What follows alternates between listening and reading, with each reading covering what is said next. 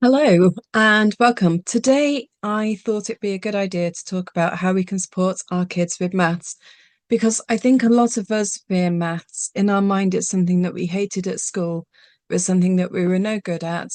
And then our kids start doing maths at school, and we suddenly go, oh, panic, can't do that, can't help them. And it becomes something far bigger than it actually needs to be because of our own self-doubt. And so, what I wanted to do was just have a chat about some of the things that we can do to help our kids so that they don't have that same fear of the subject that we have. Okay, so one of the most important things I think we can do with our kids in any subject is positive reinforcement. I don't mean congratulate them on absolutely every single thing that they do, because sometimes things aren't going to go to plan and it is going to be a complete disaster. But it doesn't matter. Just kind of go, hey, we tried, it didn't work today. Let's come back to it again another day. Don't make a big issue out of it. And when something does go right, even if it's only a tiny bit more right than what it was last time you worked on it together, celebrate that bit. The celebration only needs to be small, but the fact that you've acknowledged it will mean an awful lot to your child. And verbal praise and verbal acknowledgement doesn't actually cost anything either, which I think is also fairly critical in a lot of instances. Something I am a keen advocate on is making learning more hands-on. 20 years ago, probably now, I started looking into different learning styles. When I started, it was predominantly looking at dyslexia and things like that. However, a lot of what I learned applies across with every child. For example, we just keep giving our children worksheets to do as a basic example, or those books where you just answer the questions or trace the letters or something. What we're doing is we're giving them one memory. And each time we do, say, the next book or the next worksheet or something, we're making that memory stronger, which is great. But when they come to actually recall the information, their brain only has one place to go to where it can actually find it.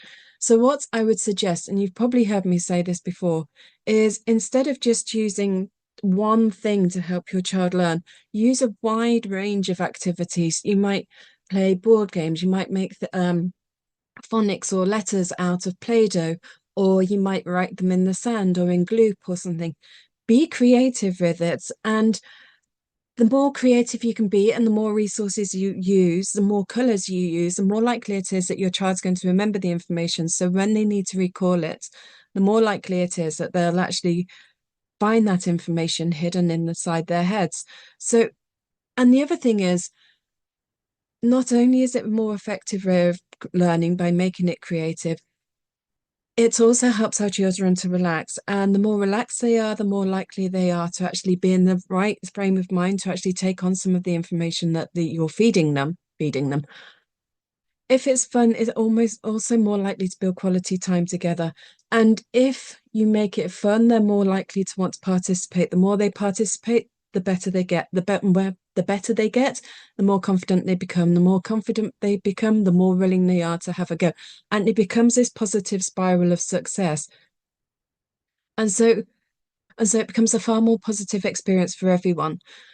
The other thing you can do, especially with maths, is incorporate it into everyday life. I mean, it can be things like, depending on the age and ability of your child, it could be things like just recognizing numbers in the local environment and like on the lampposts or on cars or something like that. It could be as the child gets older that you start adding the numbers on the um, car together. So, for example, looking out the window now, there's a car part there which is 7 and 2. So you might do 7 add 2, or you might, as your child develops further, you might subtract 7 - 2, or you might do multiplication 7 times 2.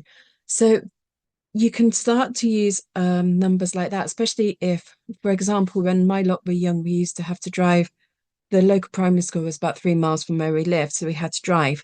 During that driving into town, we'd normally end up getting stuck in traffic. So that's when we would play games like that. We'd also kind of like use I Spy and stuff, but that's for a different day because that's not maths. But you can also do things like baking and cooking and stuff like that. You can do how many jugs of water does it take to fill the bath? It's a bit dull, depends again on the age of your child. But for younger children, it's an easy way just to count the stairs as you're climbing up the stairs to go to bed. Again, that's probably much younger children. But it's just incorporating it into everyday life. And so looking at the clock, what time is it, having analog and digital clocks around so that your child gets familiar with both. And although you don't need to test them on it, it's just a case of them having it there so that they can relate to it, they can get used to seeing it, they can incorporate it into their everyday life. For a lot of children, time is a big issue. It takes more than confidence to just conquer that one, but especially for a child who is dyslexic or something, often the idea of time is it's a it's a challenge. But getting back to the point, just trying to incorporate maths into everyday life, making it seem normal. Don't let them see your worries about it. And let them see that it can be something that's fun. It can be something that you don't need to be scared of. For example, on a different level, I have a chap just started to work with us, and his background is as an engineer for one of the major airlines.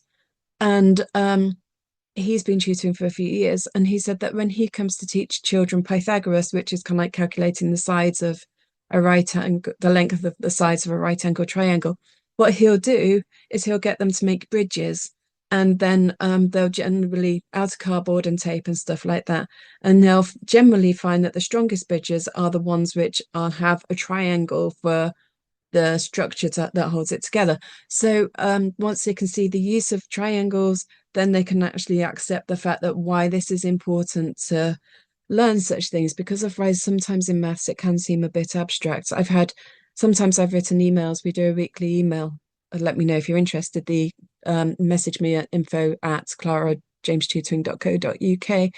Um, but sometimes I've kind of like sent out emails saying about algebra or something like that. And I've had nurses responding, kind of like saying, oh, we use substitution all the time because of calculating the doses for different patients and things. And so maths is very much, depending on the job that you end up or the occupation that you end up in, it can be quite fundamental to a lot of our lives.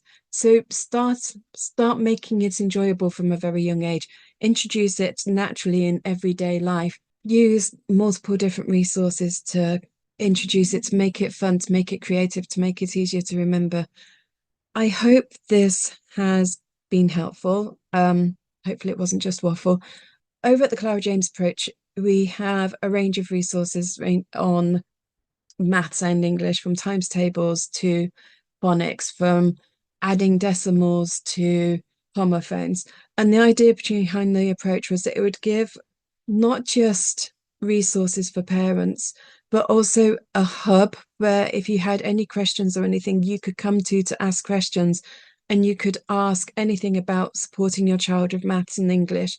There's also a unit in there on dyslexia, and then each month a new unit is added. If you'd like details, I'll pop them in the comments below. At the moment, the price is just short of £5. So I've tried to keep it low to make it as accessible to as many people as possible. I hope this has been helpful, like I say, and I hope it hasn't just been a case of waffle. And thank you for listening.